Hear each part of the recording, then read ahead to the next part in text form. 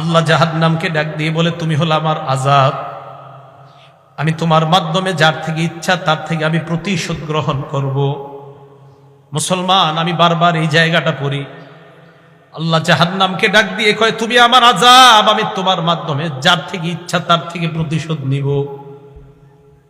যারা অহংকার করে তাদের ঠিকানা জাহান্নাম। সূরা এই ব্যাপারে দুইটা দৃষ্টান্ত দেই। সূরা আহকাফের 20 নম্বর আয়াত, সূরা গাফিরের 60 নম্বর আয়াত, দুটোটা মন দিয়ে শোনেন। আল্লাহ বলেন, ওয়ায়াউমা ইউরাদুল্লাযীনা কাফারু আলান নার,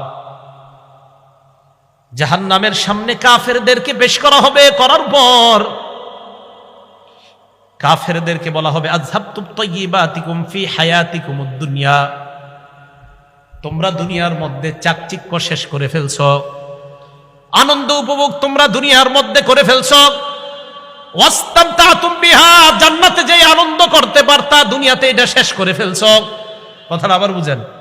কাফেরদেরকে জাহান্নামের সামনে রাখার পর বলা হবে, জান্নাতের মধ্যে যেই আনন্দ পাইতা, আখিরাতে যেই আনন্দ পাইতা, ওই আনন্দটা দুনিয়াতে শেষ করে ফেলছো। পাশাপাশি দুইজন থাকেন একই রুমে, একজন তার আখিরাতের আনন্দগুলা শেষ করে দিচ্ছে, আরেকজন তার আখিরাতের আনন্দগুলা সঞ্চয় করে রাখতেছে।